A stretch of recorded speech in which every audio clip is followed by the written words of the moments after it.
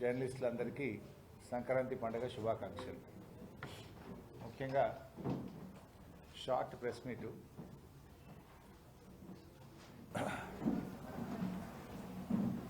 భోగభాగ్యాలను అందించే భోగి పండుగ, కొత్త కాంతులను తెచ్చే సంక్రాంతి పండుగ, కనుమ పండుగలు అందరూ ఆనందంగా జరుపుకోవాలని ఆకాంక్షిస్తూ రాష్ట్ర ప్రజలందరికీ సంక్రాంతి పండుగ శుభాకాంక్షలు తెలియజేస్తూ ఉన్నాం. రాష్ట్రంలో రైతు ప్రభుత్వంగా చెప్పుకునే కాంగ్రెస్ ప్రభుత్వం రైతులను కుడి ఎడమలుగా దగా చేస్తూ వస్తూ ఉంది. అడుగడుగునా రైతులను దగా చేస్తుంది కాంగ్రెస్ ప్రభుత్వం. రైతుల విషయంలో కాంగ్రెస్ పార్టీ మాటలు కోటలు దాటుతూ ఉన్నాయి. ఈ ప్రభుత్వం యొక్క చేతలు మాత్రం గడప దాటడం లేదు. మీరందరూ కూడా సాక్ష్యం. రైతు రుణమాఫీకి సంబంధించి మహబూబ్ నగర్ జిల్లాలో 2 నెలల కింద ముఖ్యమంత్రి గారు 2750 కోట్ల రూపాయల రుణమాఫీ డబ్బులు విడుదల చేశాను అని చెక్ కూడా ఇచ్చిండు. 2 నెలల కింద ఇచ్చాడు. మరి 2 నెలల కింద చెక్ ఇస్తే ఇవాళకైతే సంగారెడ్డికి చేరలేదు. నేను ఈ ప్రెస్ మీట్ మాట్లాడడానికి ముందు సంగారెడ్డి రైతులతో మాట్లాడినా, మెదక్ జిల్లా రైతులతో మాట్లాడినా, సిద్దిపేట జిల్లా రైతులతో మాట్లాడినా, ఎక్కడ 1 రూపాయి అయితే రైతులకు డబ్బు పడలేదు. అంటే ముఖ్యమంత్రి ఇచ్చిన చెక్కుకే గంత పతార లేకపోతే అసలు ఏమైనా గౌరవం ఉంటుందా ఈ ప్రభుత్వానికి?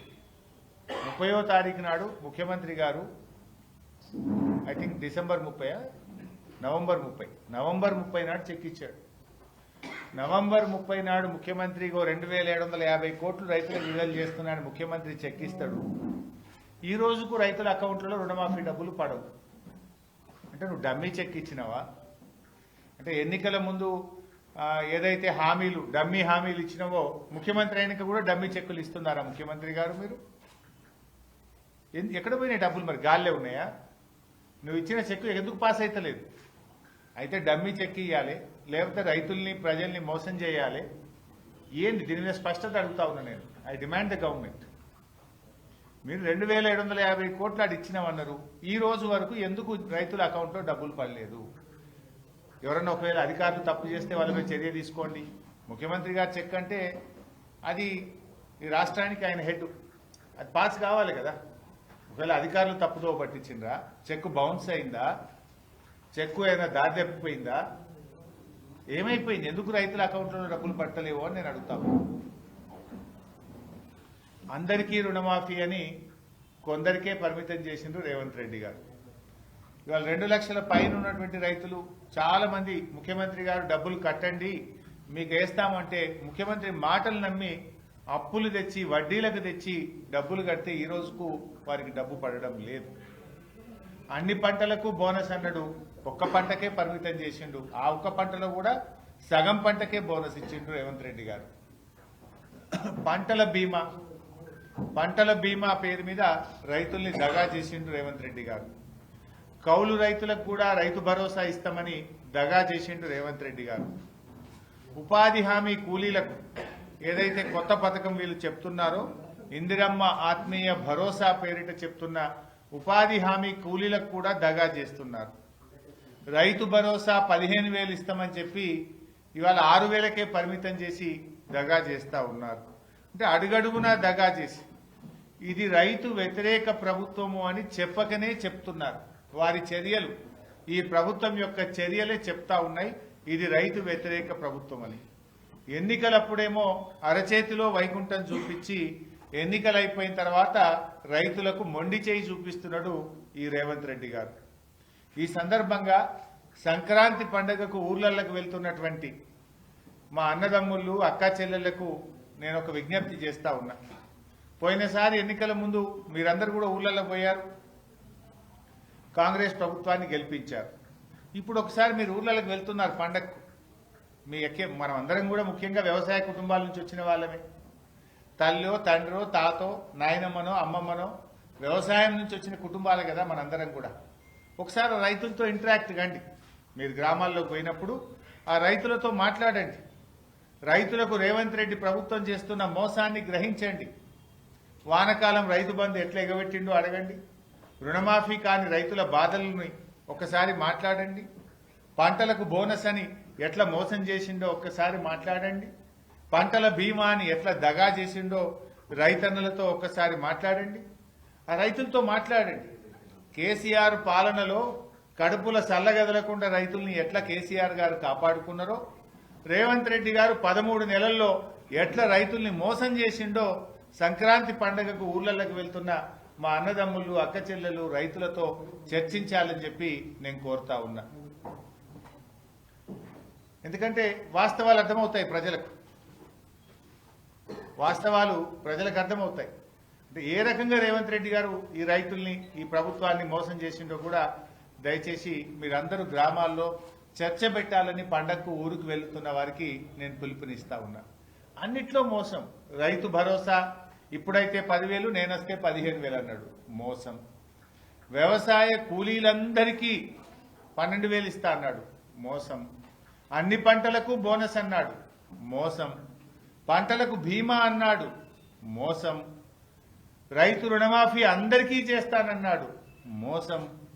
అడుగడుగున ప్రతి పథకములో అయితే ఎగవేతలు లేదంటే కోతలు. ఈ రకంగా రైతులకు తీవ్రంగా అన్యాయం చేసినారు. దీని మీద పండగకు ఊళ్ళకు వెళ్తున్నటువంటి వాళ్ళు రైతులతో చర్చించండి, రైతులకు ధైర్యాన్ని ఇవ్వండి, రైతుల కష్టాలు తెలుసుకొని వారికి భరోసానిచ్చి వాళ్ళు ఈ బీఆర్ఎస్ ప్రభుత్వం ఎట్లా మేలు చేసిందో, కాంగ్రెస్ ఎట్లా మోసం చేసిందో తెలుసుకొని కాంగ్రెస్ మీద పోరాటానికి సన్నద్ధం కావాలి. రైతులందరం కలిస్తే ఈ ప్రభుత్వం మెడలు వంచి ఈ పథకాలన్నీ కూడా అమలు చేసుకునే అవకాశం ఉంటుంది. దానికి రైతుల్ని సమాయత్తం చేయాలని చెప్పి నేను కోరుతా ఉన్నాను. ముఖ్యంగా మా జర్నలిస్టులను కూడా నేను కోరేది, ఇంకొక ముఖ్యమైన ఒక పథకంలో పేదలకు బాగా అన్యాయం జరుగుతూ ఉంది. దీన్ని కొద్దిగా మీరు స్ట్రెస్ చేసి హైలైట్ చేసి రాయాలని కూడా కోరుతా ఉన్నా.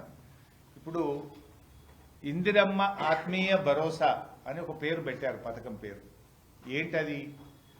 వ్యవసాయ కూలీలకు నెలకు 1000 చొప్పున సంవత్సరానికి 12,000 ఇస్తామని ప్రభుత్వం చెప్పింది. ఎవరు వ్యవసాయ కూలీలు ఎలా గుర్తించాలి? వీళ్ళు ఏమన్నారంటే, ఉపాధి హామీ పథకములో మట్టి పనికి పోయే వాళ్ళను మేము వ్యవసాయ కూలీలుగా గుర్తిస్తాము అన్నారు.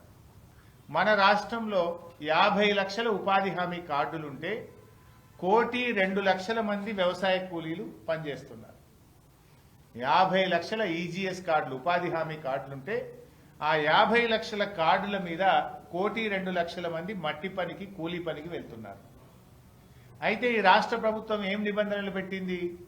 1 సెంటు భూమి ఉన్నా నువ్వు కూలీవి కాదు, 1 సెంటు భూమి ఉన్నా కూలీ కాదట.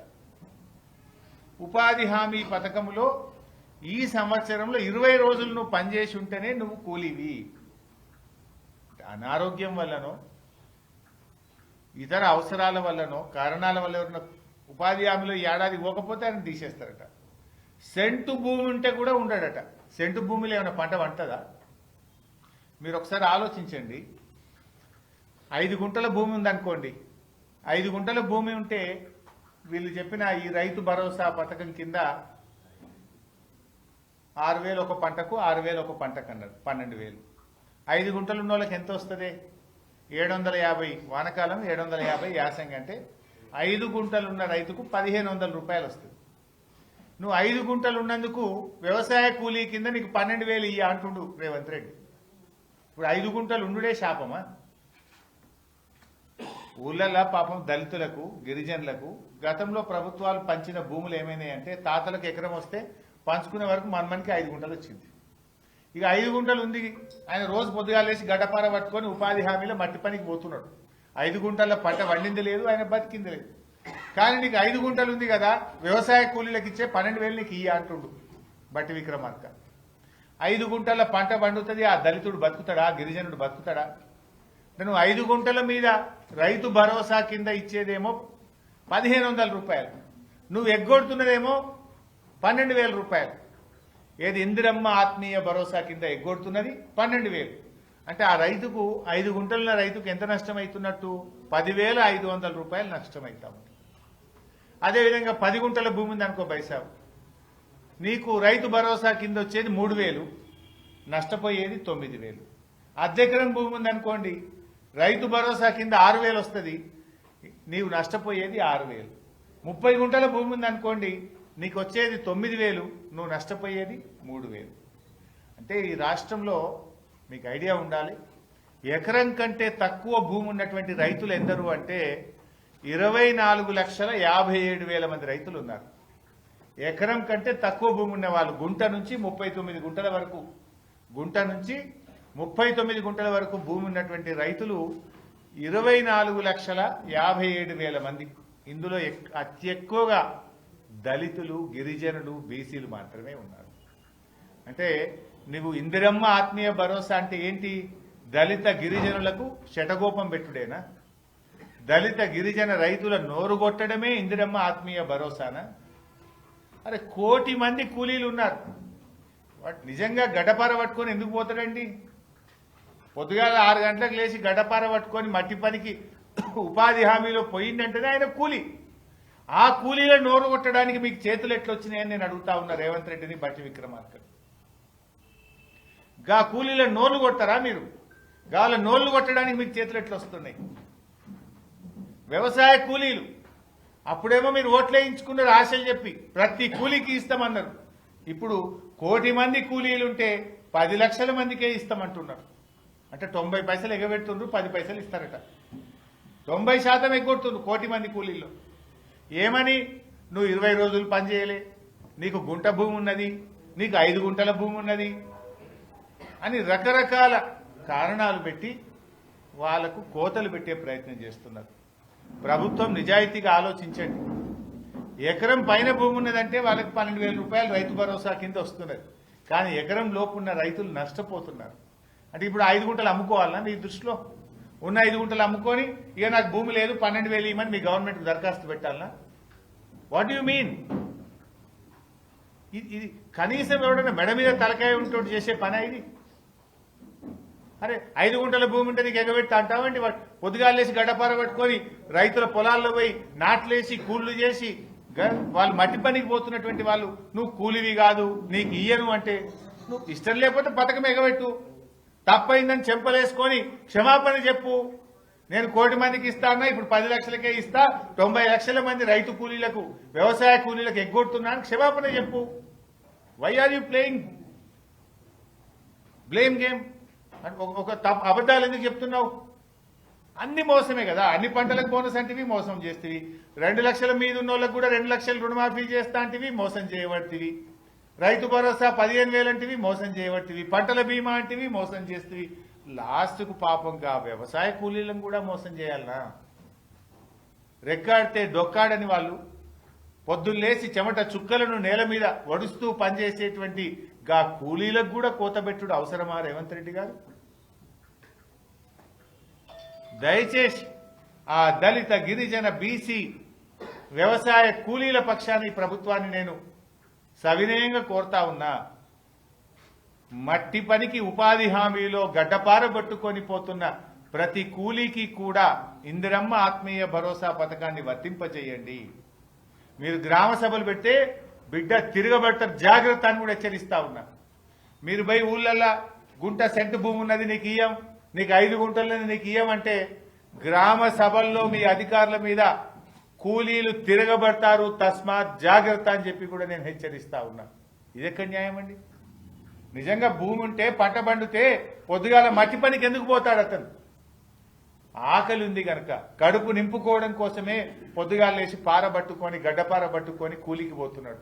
ఆయనకు కూడా ఏదో అసైన్డ్ భూమి తాతలు తండ్రుల నుంచి గుంటో 2 గుంటలో 5 గుంటలో 10 గుంటలో వస్తే వాళ్ళను కూడా ఇందులో తీసివేయడం అనేది సరి అయిన నిర్ణయం కాదు.